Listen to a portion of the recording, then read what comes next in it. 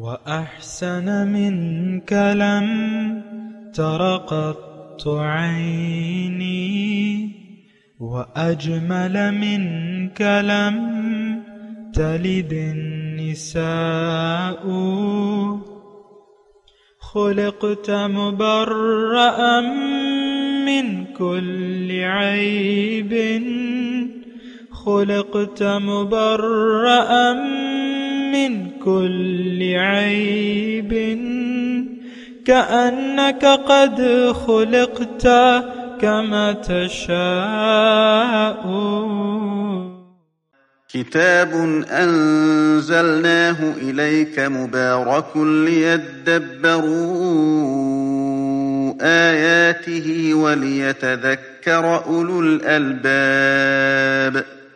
یہ کتاب برکت والی ہے جسے ہم نے آپ کی طرف نازل فرمایا ہے تاکہ دانش مند لوگ اس کی آیتوں میں غور و فکر کریں اور نصیحت حاصل کریں. اللہم صلی علی سیدنا محمد وعلی آل سیدنا محمد بعدد کل ذرۃ مئۃ الف الف مرت. سامعین و ناظرین کرام، السلام علیکم ورحمۃ اللہ وبرکاتہ. سامعین کرام، سورہ الحجر آیت نمبر 80 سے 84 حصہ دوم، درس نمبر 1104. آج کا موضوع: کیا ہم نے تمام رسولوں کی دعوت کو جھٹلا دیا ہے؟ اس کے ساتھ آج کے سبق کا آغاز کرتے ہیں. سب سے پہلے گزشتہ سبق کا اعادہ ہوگا. اعوذ باللہ من الشیطان الرجیم. پناہ مانگتا ہوں میں اللہ کی شیطان مردود سے. بسم اللہ الرحمن الرحیم. شروع اللہ کے نام سے جو بڑا مہربان نہایت رحم والا ہے. وَلَقَدْ كَذَّبَ أَصْحَابُ الْحِجْرِ الْمُرْسَلِينَ. اور وادی ہجر کے رہنے والوں نے بھی پیغمبروں کی تکذیب کی. وَآتَيْنَاهُمْ آيَاتِنَا فَكَانُوا عَنْهَا مُعْرِضِينَ. ہم نے ان کو اپنی نشانیاں دیں اور وہ ان سے منہ پھیرتے رہے. وَكَانُوا يَنْحِتُونَ مِنَ الْجِبَالِ بُيُوتًا آمِنِينَ. اور وہ پہاڑوں کو تراش تراش کر گھر بناتے تھے کہ امن و اطمینان سے رہیں گے. فَأَخَذَتْهُمُ الصَّيْحَةُ مُصْبِحِينَ. تو چیخ نے ان کو صبح ہوتے ہوتے آ پکڑا. فَمَا أَغْنَى عَنْهُمْ مَا كَانُوا يَكْسِبُونَ. اور جو کام وہ کرتے تھے وہ ان کے کچھ بھی کام نہ آئے. سامعین کرام، سورہ الحجر آیت نمبر 80. وَلَقَدْ كَذَّبَ أَصْحَابُ الْحِجْرِ الْمُرْسَلِينَ. اور ہجر کے لوگ بھی رسولوں کی تکذیب کر چکے. وَآتَيْنَاهُمْ آیَاتِنَا. اور ان کو ہم نے اپنی بہت سی نشانیاں دیں. فَكَانُوا عَنْهَا مُعْرِضِينَ. لیکن انہوں نے ساری نشانیوں کو نظر انداز کر دیا. وَكَانُوا يَنْحِتُونَ مِنَ الْجِبَالِ بُيُوتًا آمِنِينَ. اور وہ پہاڑ تراش تراش کر مکان بناتے تھے اور اپنی جگہ بالکل بے خوف اور مطمئن تھے. وَأَخَذَتْهُمُ الصَّيْحَةُ. ایک زبردست چیخ نے ان کو صبح صبح آ لیا مصبحین. فَمَا أَغْنَى عَنْهُمْ مَا كَانُوا يَكْسِبُونَ. اور ان کے کچھ کام نہ آیا جو وہ کرتے تھے. سامعین کرام، اہم آیت ہے اور یہ گزشتہ اقوام کے جو حالات اللہ تعالی ہمیں بتا رہے ہیں تو یہ عبرت کے لیے ہے. إِنَّ فِي ذَلِكَ لَعِبْرَةً. تو یہ عبرت کے لیے ہیں. یہ واقعات یہ ایسے نہیں ہیں جو آج کل کے فیس بکی علماء جو ہے آپ کو واقعات سناتے رہتے ہیں. ابھی میں ایک کلپ سن رہا تھا، بہت بڑا ہمارے علاقے کا عالم مفتی اور جو بھی تھا، وہ ایک بیان اس کا میں سن رہا تھا. بس اپنے جو غیر ملک کہتے ہیں آج کل زیادہ تر خوراک، یہ اس کی بات چیت تھی. زیادہ تر خوراک جو ہے وہ علماء کرتے ہیں، ملا لوگ کرتے ہیں، آپ لوگ ایسی خوراک کر ہی نہیں سکتے. اور پھر کہتا ہے میں باہر گیا، ادھر گیا ادھر گیا، انگلینڈ گیا، ادھر گیا ادھر گیا. وہ سارا کلپ جو ہے یہ قصے کہانیوں پہ تھا. پھر وہ کمنٹ میں پڑھ رہا تھا تو لوگ کہہ رہے تھے بھائی کچھ قرآن و حدیث تو بیان کرو. اور کچھ نے خرافات بھی اس کے خلاف لکھی. خیر اس سے تو میں اتفاق نہیں کرتا، لیکن بات یہ ہے کہ دیکھیں عبرت لینی چاہیے، قصوں سے عبرت لینی چاہیے، قرآن پر غور کرنا چاہیے. بس اتنی سی میں گزارش کر رہا ہوں. یہ اکثر جو واقعات آتے ہیں آپ دیکھیں کتابوں میں بھی، جو جس انداز سے اس پہ بات ہوتی ہے تو اس میں ہمارے لیے کوئی عبرت نہیں ہوتی. بعض تو اسرائیلیات مطلب بیان کرنے لگتے ہیں، بعض کچھ آپ دیکھ لیں. مجھے تو زیادہ میں بیان بھی نہیں کرنا چاہتا، لیکن کتابوں میں جب آپ یہ واقعات بیان کرتے ہیں تو بعض وقتی طور پہ اس کی تفاصیل ہو جاتی ہیں اور بس بات ختم ہو جاتی ہے. لیکن یہ تو ایک ایک آیت ہمارے لیے ہے، جیسا کہ میں اللہ تعالیٰ کے توفیق اور اس کے فضل سے آپ کو بتا رہا ہوں کہ آیت نمبر 81 82 یہ ہمارے لیے ہے. یعنی تکذیب 80 و 81 وَلَقَدْ كَذَّبَ أَصْحَابُ الْحِجْرِ الْمُرْسَلِينَ، یہ میں نے یعنی ایک سے گزشتہ سبق جو تھا اس میں بھی آپ کو یہ بات بتائی تھی، ابھی پھر بتا کہ دیکھیں صرف حضرت صالح، یہ قوم سمود کا واقعہ ہے. یہاں ان کا نام جو ہے ہجر بیان کیا ہے نا، لیکن ہے وہ واقعہ جو یہ کام کرتے تھے وہ قوم سمود کی قرآنی میں ہے. تو قرآنی سے میں بتا رہا ہوں کہ یہ سمود علیہ السلام کی قوم تھی، قوم سمود تھی حضرت صالح علیہ السلام. تو انہوں نے تو ایک رسول کی بات نہیں مانی، اور یہاں جمع ہے صیغہ، مرسلین ہے، پیغمبروں کو جھٹلا دیا. تو اس میں اتنی پریشانی کی بات نہیں ہے. اصل میں تو تمام پیغمبروں کا ایک ہی پیغام ہے.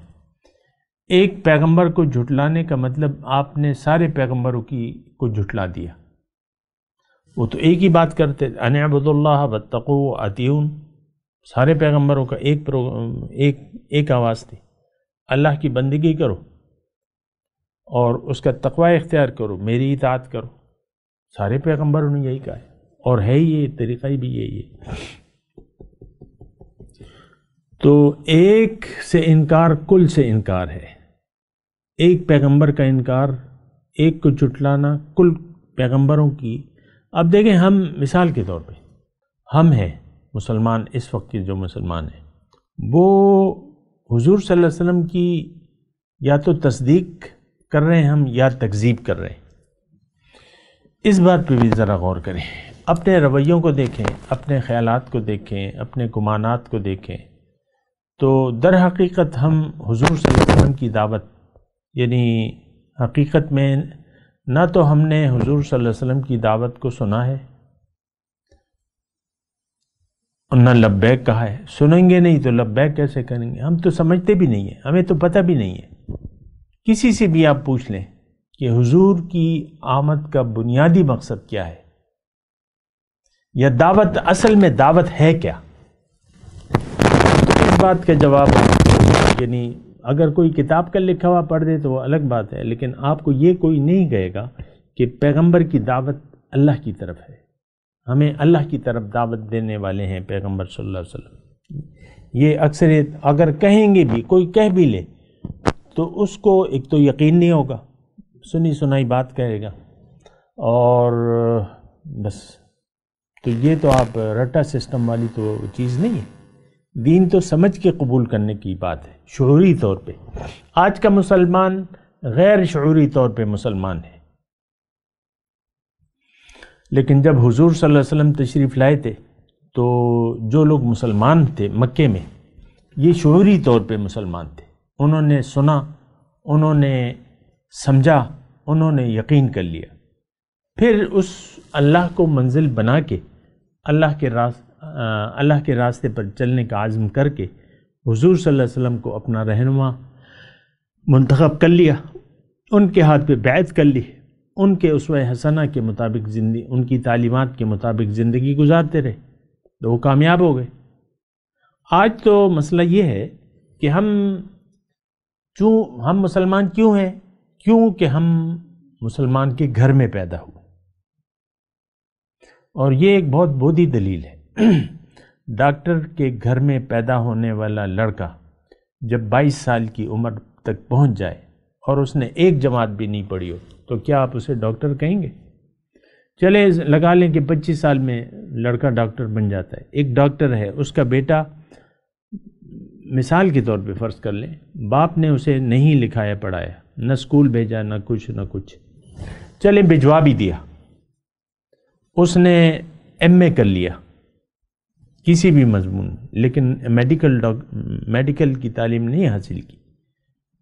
وہ پہلی مثال ذرا میرے خیال سے وہ تھی اور تھی، کیونکہ ہر والد جو ہے اپنے بچے کو چلے بھجوا دیا، اس نے بچہ پیدا ہوا، ذہین تھا، قابل تھا، اسکول کالج ایم اے تک پہنچ گیا، ایم اے کر لیا،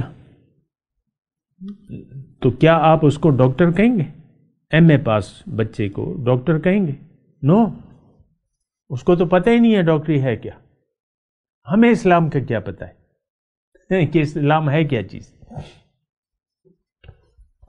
میں قسم کھا کے یہ قسم عام طور پہ تو میں نہیں کھاتا، لیکن میں بات کو ذرا وزنداز قسم کھا سکتا ہوں، کھاتا نہیں ہوں، کھا سکتا ہوں اگر آپ مجھے کہیں کہ آج کا مسلمان اسلام کی حقیقت سے بالکل بے خبر ہے۔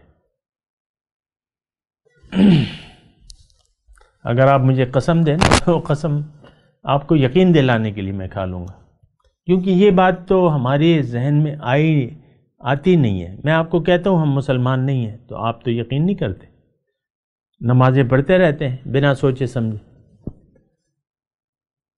اور ایسی نمازیں ہم پڑھتے ہیں جس کے نتیجے میں اللہ کا عذاب ہم پہ آئے گا، اور وہ تو قرآن کی آیت سے ثابت ہے، فویل للمصلین الذین هم عن صلاتهم ساہون۔ ہلاکت ہے، تباہی ہے ان نمازیوں کے لیے جو اپنے نماز کے مقصد سے غافل ہیں۔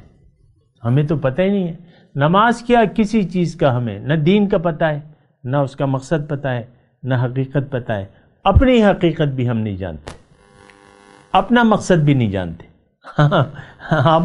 آپ مجھے بتائیں نا یہ کیا صورتحال ہے؟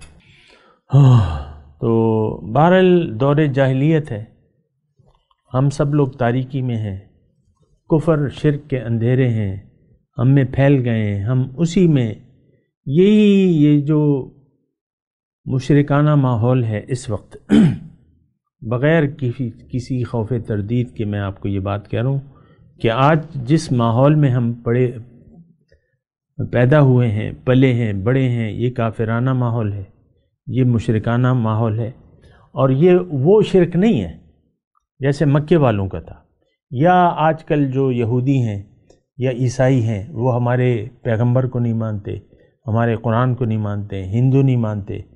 یہ وہ شرک اور کفر نہیں ہے، یہ شرک ہے عملی طور پہ،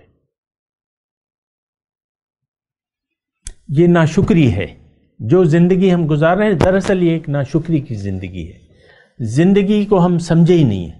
جب آپ سمجھے نہیں ہیں تو آپ زندگی صحیح گزاریں گے کیسے؟ زندگی کے بارے میں تو ہم بہت زبردست دھوکہ لگ گیا ہے ظاہر کا، کہ اصل تو دنیا ہے۔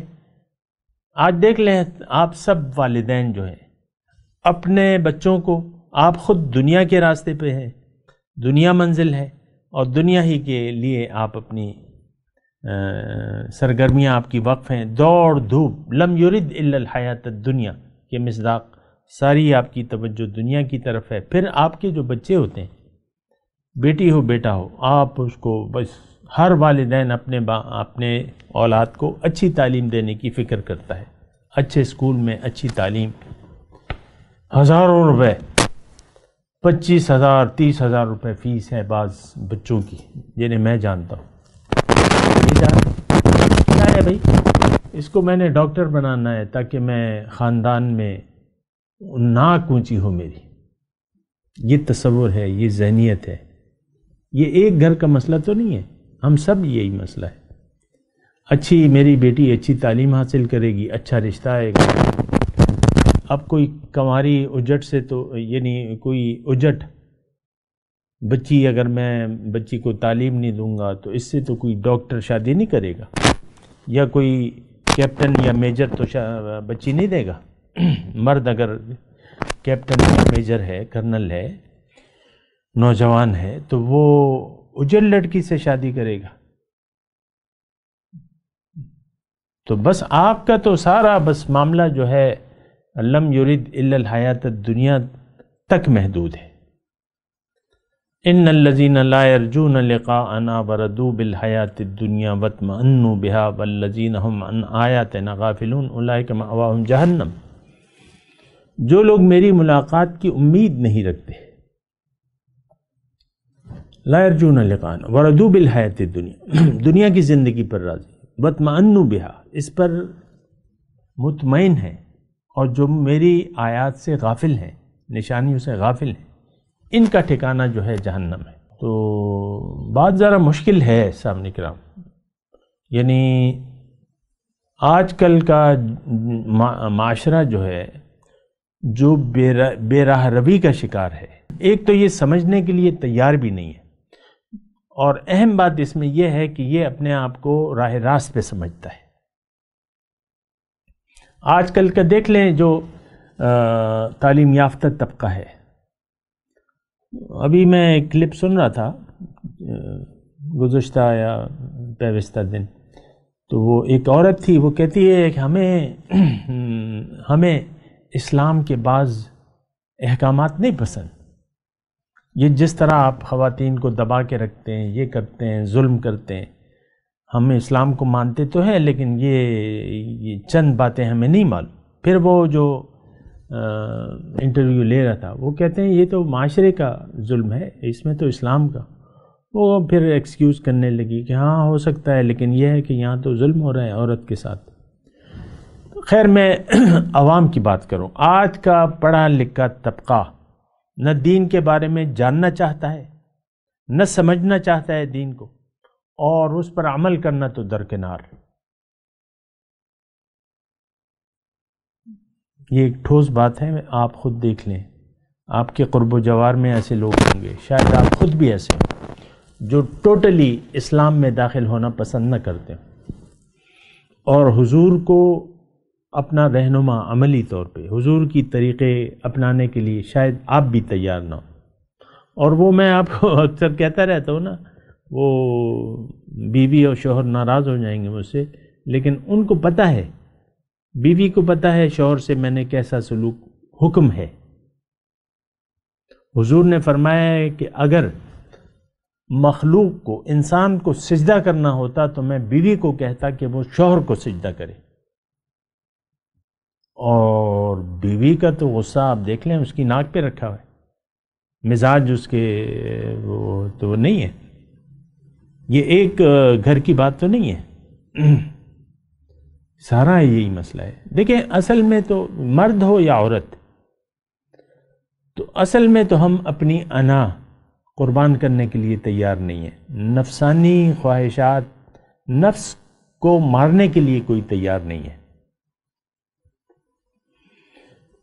اصل میں تو یعنی تزکیہ ہے کہ آپ تزکیہ کر لیں. قرآن کی زبان میں قد افلح من تزکا، قد افلح من زکاہا، یہ ایک جگہ تو نہیں ہے قرآن میں. آپ نے اپنی صفائی کرنی ہے، اور اگر آپ کامیابی چاہتے ہیں تو تزکیہ نفس کرنا ہوگا. لیکن تزکیہ نفس تو آج کل کے معاشرے میں ایک غیر معروف نام ہے. تزکیہ نفس کتابوں کی زینت ہے. تزکیہ نفس لوگ کہتے ہیں تزکیہ نفس، تزکیہ نفس. بعض ہمارے علماء مشاہیر بھی کہتے ہیں، لیکن اس کا انداز جو ہے، طریقہ کار، اس میں اختلاف ہے کہ کیسے ہوگا تزکیہ. خیر اس پہ میں بات نہیں کر رہا، لیکن میں تزکیہ نفس کی بات کر رہا ہوں. جب تک آپ نے اپنے انا کو قربان نہ کیا، اللہ کی مرضی کو قبول نہ کیا، تو آپ کی تو نفس کی اصلاح ہو نہیں سکتی. تو جب نفس کی اصلاح کے لیے آپ تیار نہیں، اس کے لیے کوئی بھی تیار نہیں ہے. اپنی انا، اپنی میں مارنے کے لیے کوئی تیار نہیں ہے. تو جب آپ اپنی میں نہیں مارتے تو آپ اللہ کا حکم نہیں مان سکتے. یہ بات میں آپ کو نوٹ کرا دوں. جب تک آپ اللہ کے حکم کے سامنے سر نہیں جھکائیں گے تو بندگی کا حق تو ادا نہیں ہوگا. آپ تو میں کرتے رہ جائیں گے. آپ دیکھ لیں ہر چیز میں ہماری میں ہے. مجھے یہ پسند ہے، مجھے یہ پسند ہے، مجھے یہ پسند ہے، مجھے وہ پسند ہے، ہر چیز میں اب پسند تو اب یہ ہے نا کہ آپ نے تو اپنی پسند قربان کرنی ہے، اللہ کی مرضی اور رسول کی پسند کو لینا ہے۔ حضور صلی اللہ علیہ وسلم کو کیا پسند تھا، ان کا اسوہ حسنہ کیا ہے، میں نے تو ان کی اتباع کرنی ہے، یہ جذبہ کسی میں نہیں ہے، کیونکہ ہم ان کے اللہ کے طالب ہی نہیں ہیں، کیوں کہ ہم ظاہر کے طالب ہیں، ظاہر کو ہم اصل سمجھتے ہیں، تو بس لگے رہیے ظاہر میں، آپ لگے رہیے۔ کلوا وتمتعوا قلیلا انکم مجرمون ویل یومئذ للمکذبین، جو جھٹلانے والے ہیں ان کے لیے تباہی ہوئی۔ تباہی دنیا میں بھی مقدر ہوتی ہے، دنیا میں بھی تباہی، ذلت، خواری، یہ اللہ تعالیٰ نے ہمیں کہا ہے کہ اگر تم دین کو مکمل نہیں لوگے تو لہم فی الدنیا خزی ویوم القیامت یردون الی اشد العذاب کے الفاظ ہیں سامنے کرام۔ خیر بہرحال یہ باتیں ہیں، میں اپنے مضمون کی طرف آتا ہوں، پھر آپ کہیں گے کہ یہ بات کو بڑھا رہا ہے، چلیں، لیکن آپ ساتھ ساتھ دیکھیں وَلَقَدْ كَذَّبَ أَصْحَابُ الْحِجْرِ الْمُرْسَلِينَ، یقیناً جھٹلایا ہجر والوں نے تمام رسولوں کو، میں نے آپ کو بتا دیا۔ وَآتَيْنَاهُمْ آيَاتِنَا فَكَانُوا عَنْهَا مُعْرِضِينَ، اور میں نے اپنی بہت سی نشانیاں دیں لیکن سب نشانیوں کو انہوں نے رون دیا۔ یہ ہمارے بارے میں کہہ رہا ہے اللہ تعالیٰ، نشانیاں نہیں ہمارے پاس، قرآن بہت بڑی نشانی ہے، رسول کی ذات، پھر ہمارے ارد گرد ساری میں نے آپ کو بات بتائی۔ وَكَانُوا يَنْحِتُونَ مِنَ الْجِبَالِ بُيُوتًا آمِنِينَ، یہ ہوشیار اتنے تھے، طاقتور اتنے تھے کہ پہاڑوں میں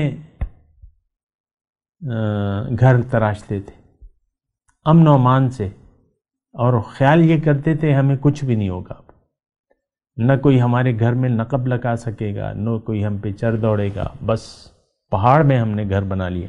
یعنی ان کی ہوشیاری اتنی تھی، ان کا جو کاریگری تھی اتنی تھی کہ پہاڑوں میں وہ آج بھی یہ مدائن صالح جو ہیں یہ موجود ہیں، نیٹ پہ آپ دیکھ سکتے ہیں، مدائن صالح دیکھ لیں، قوم سمود کے جو ہیں وہ بڑی اونچی اونچی کمرے ہیں اور گھر ہیں، وہ آپ دیکھ لیں سارے، میں نے دیکھے میں۔ اچھا اب یہ ہے نا کہ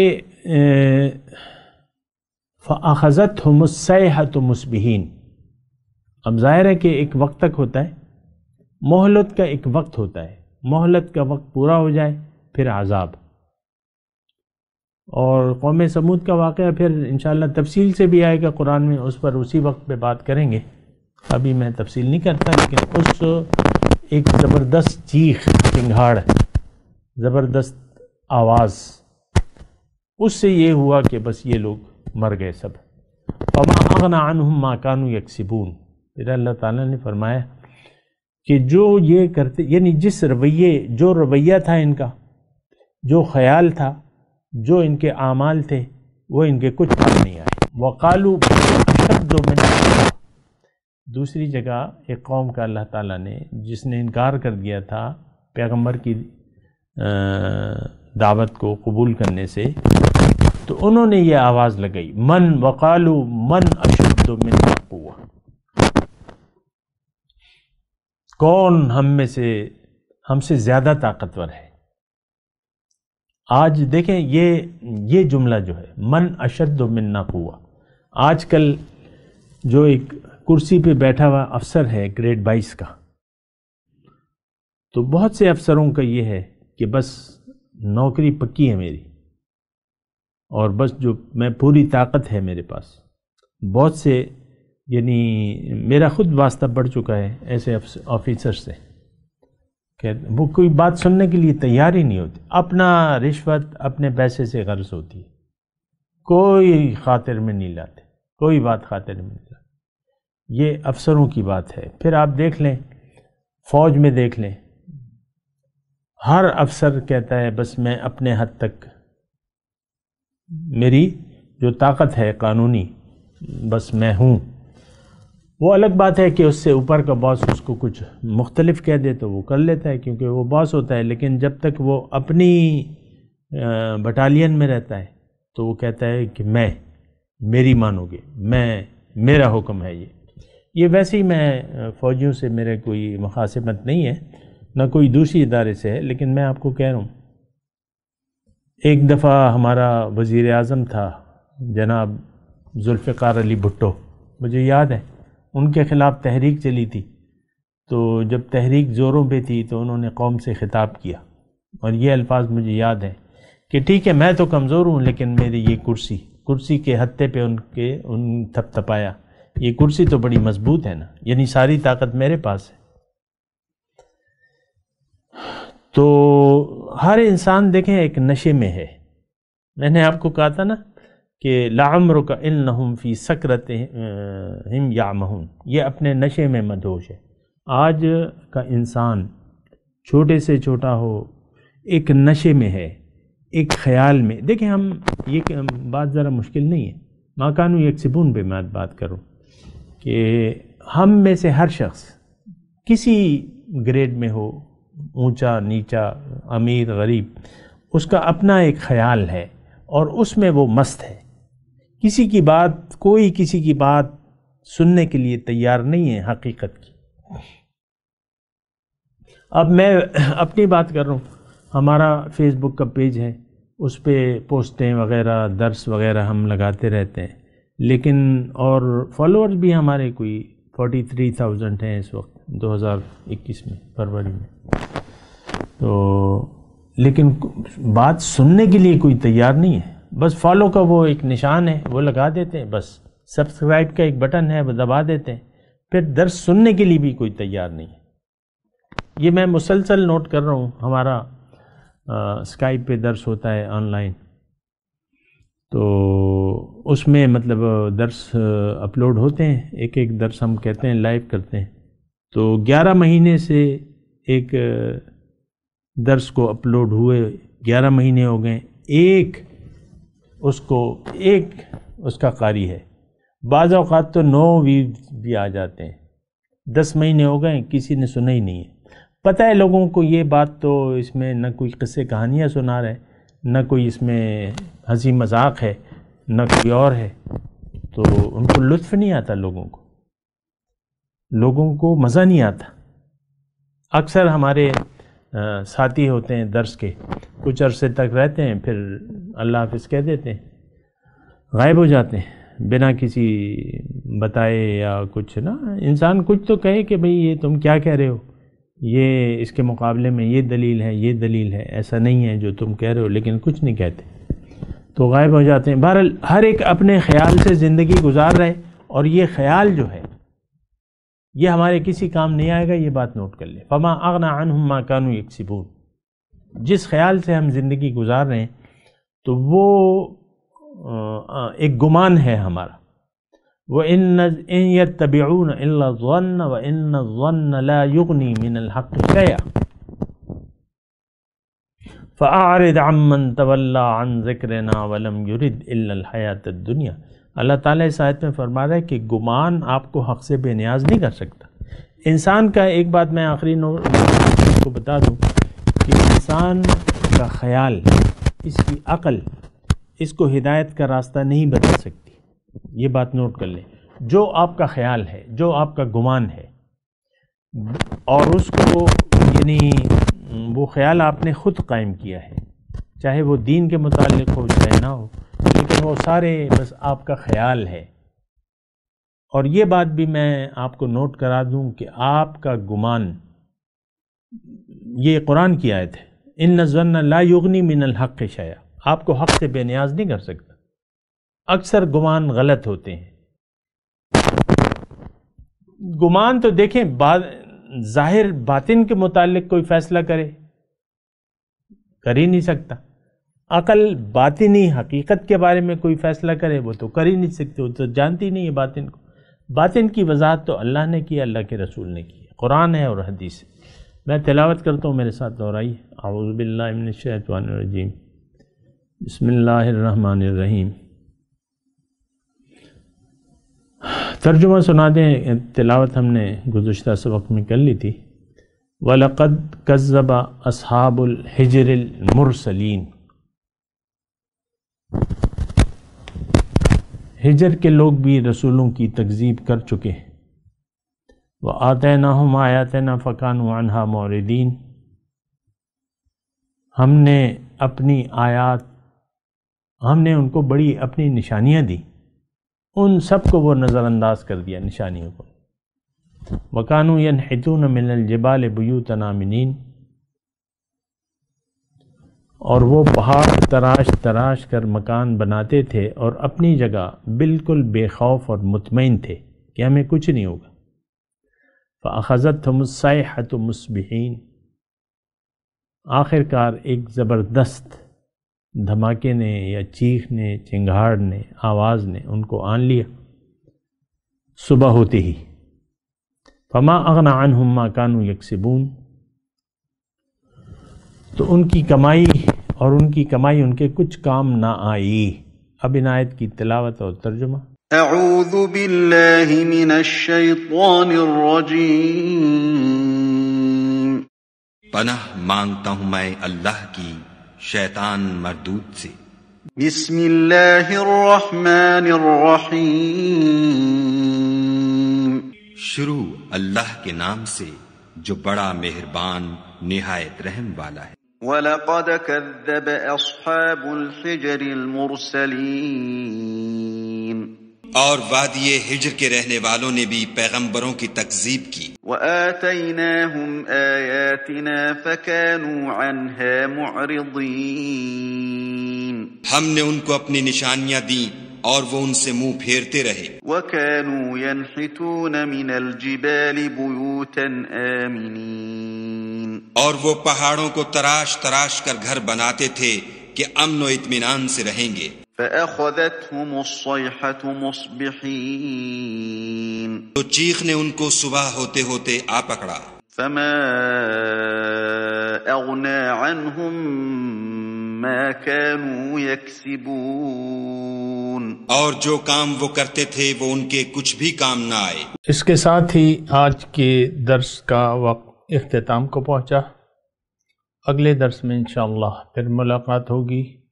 وآخر دعوانا ان الحمدللہ رب العالمین، والسلام علیکم ورحمۃ اللہ وبرکاتہ۔